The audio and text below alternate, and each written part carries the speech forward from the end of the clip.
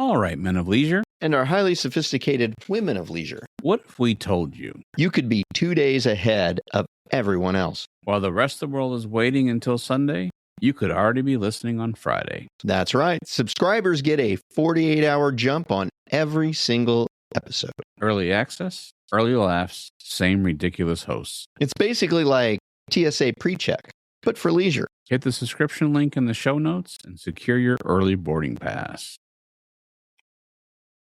Welcome to the Leisure Breakaway.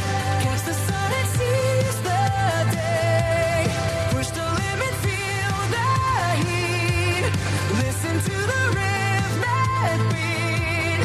Keep on moving, never slow. Where the yellow jersey goes. The tour is calling out your name. This is the Leisure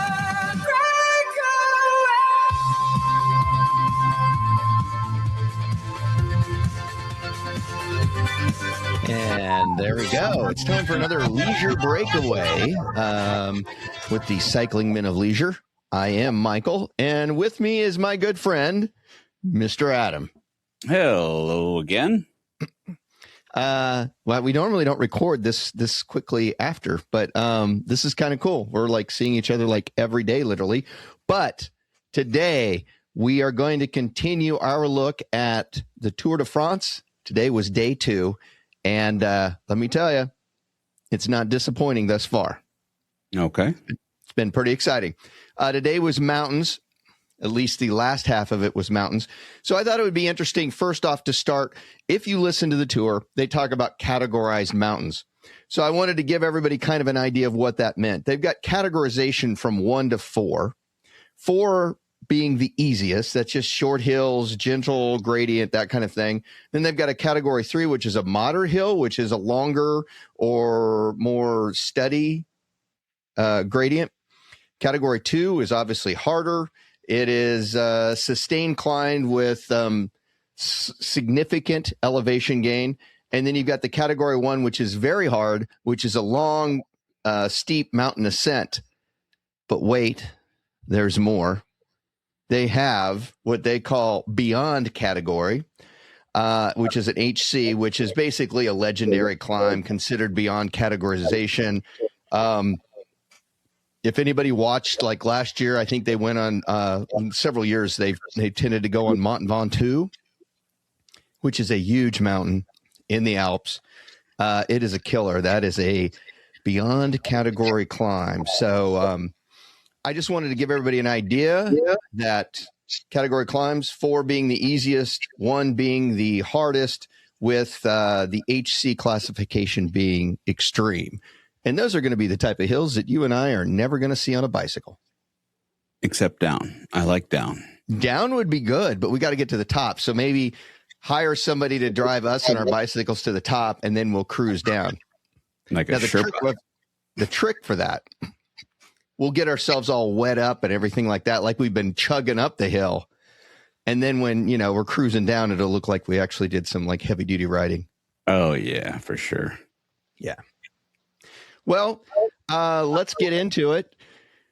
Today's race.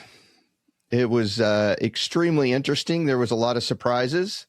Did you get to see all of it? I turned it on for a little bit, and then I was multitasking, and then I went for my workout. But then I did have a computer give me a synopsis. So I have some questions, but I'm going to hold my questions in case you answer them while you're speaking. Okay. Well, today it was 168 kilometers, very hilly. We went from Tarragon, to Barcelona. And they did kind of a mountain loop at the very, very end. So it was very interesting, but a little bit, our top 2 guys did not win today. Basically, Isaac Del Toro is the one who took the victory today.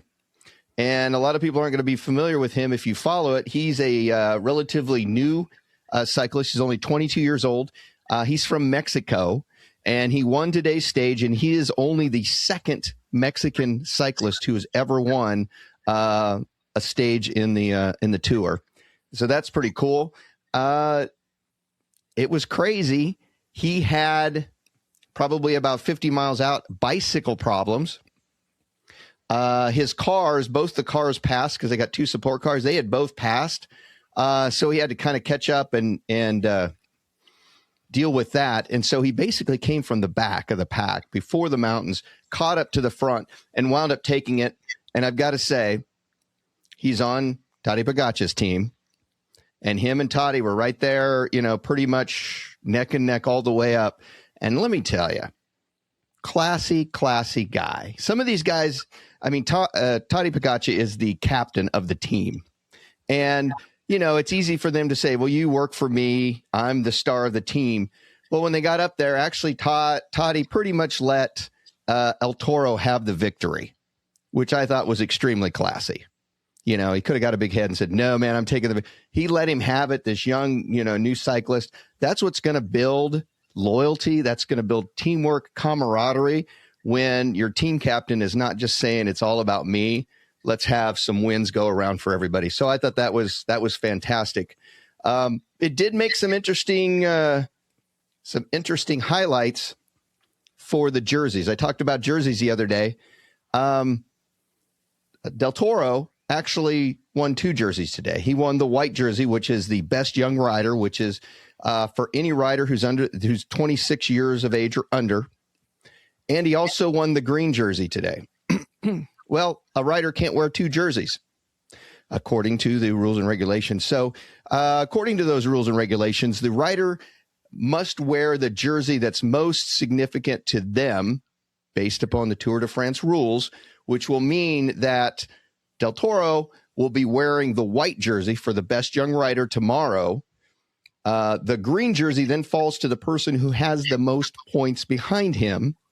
And that is going to be Egan Bernal. So he'll be wearing the green jersey. Yellow jersey still will be on the shoulders of Vendegaard, and Pogačar still maintains the King of the Mountain jersey. But he did pick up some time, so he's only 6 seconds behind overall. So we'll see what tomorrow's brings. Tomorrow, we're looking at about 195 kilometers, which is about 121 miles. They enter the Pyrenees tomorrow, which is the lower elevation of the mountains that they go through. They'll then go through the Alps later. They will be traveling from Granollers to Las Zangelas. So that'll be tomorrow's route. Please forgive me. I am not French. Sharp is not a French name. I did not take French in high school.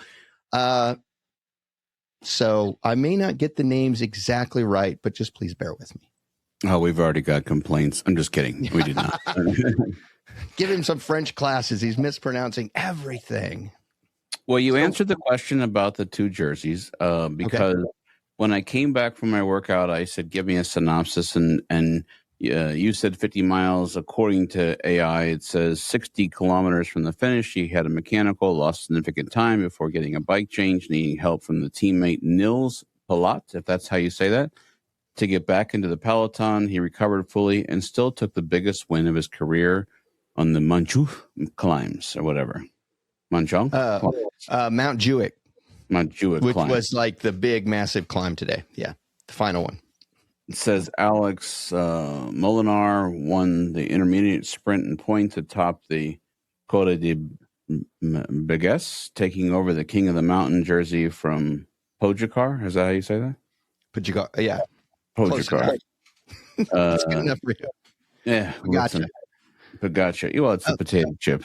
And I think I said Pogačar would retain the King of the Mountain, but that is incorrect. You're right. It's Molinar, who I believe is a Dutch cyclist. Well, this is why I'm here, to make sure that you get this thing right. So thank you. By the way, Molinar means miller in English. So just FYI. Cool. That's as much Dutch as I know. Del Toro was emotional, saying the win meant everything, given how much his team and family supported him. And so, yes, it did say that his teammate, instead of taking over, let him slide on by. Is that Is that kind of what happened? Yeah. I mean, he could have done it, but again, sometimes it's not about you taking the win. Although there have been team captains on these different things that would have been happy to, take the win just as another win. But the true leaders out there understand. Let the winning be shared by everybody. The team still wins. I mean, this is really about money. You win money if you get the different jerseys. You win money if your team's on top. So, I mean, your team is still bringing in money, which means more money for the riders. So, it's all good. Cool. Well, I'm going to spread out my information about the tour over the series here, but I teased about how much food that they eat. Now, you probably know this because I'm sure during this they're like, oh, well, why we go to commercial? Let's tell you about how much they eat or whatever. So, if anyone is curious how much it takes for one of these guys to keep pedaling that bike 121 miles, around 5,000 to 8,000 calories a day, depending on the stage. Flat days sheltered in the peloton burn less, and big mountain days push towards the top that range occasionally past it. For comparison, that's roughly 3 to 4 times what a typical adult eats per day. Well, supposed to anyway. Interesting part is how they get it in. Carbs dominate 500 to 700 grams daily. There has been a pro who's averaged 843 grams, peaking at 1,100 grams on a brutal day. Riders now eat about 120 grams of carbs per hour on the bike. They get it through gels, rice cakes, drink mixes, because you physically can't make all that up at dinner alone. Breakfast is often rice or pasta about 3 hours before the start, and refueling starts within minutes of crossing the line. Even so, most riders finish 3 weeks having lost a little weight over the whole thing. Mm-hmm. Staying ahead of the 8,000 calorie burn for the 21 stages is nearly impossible. So there you go. I remember Michael Phelps during the Olympics, the year that he won the 8 gold medals. Mm-hmm. McDonald's was the Olympic restaurant that was providing the meals, and he would say he would eat like 5 Big Macs a day or something like that, which is just pounding the calories too. You can afford to do. Now, you and I, when we go on those week-long bike rides, we wind up and gain a few pounds, even though we're out there chugging for 5, 6, 7 hours. Yeah, we still end up gaining a couple of pounds. So yes, that's for sure. So I already have received some information from someone who listened to the first episode. We'll save that, but I have some interesting more facts to share throughout the series. So, all right. So tomorrow, we will have another update. Anything else to add? No, tomorrow will be stage 3. It's already shaping up to be good. There was a couple of minor crashes today. I did want to say they did. Should have said this at the beginning. They did lose one rider. I believe he was on the UAE or Groupon team, actually. Did lose one in a mild crash yesterday, but he did not was not able to pass the concussion protocols that they have to go through when they hit their heads. And so he's left the race. So we're down one rider, which isn't atypical. You'll see every day they'll give a report that will tell you how many people dropped and generally for what reasons or what have you. And there's quite a few riders that will unfortunately not make it. It's really sad. This is like this guy's first year and he made it like 12 miles. Well, next year he's got to shoot for 13.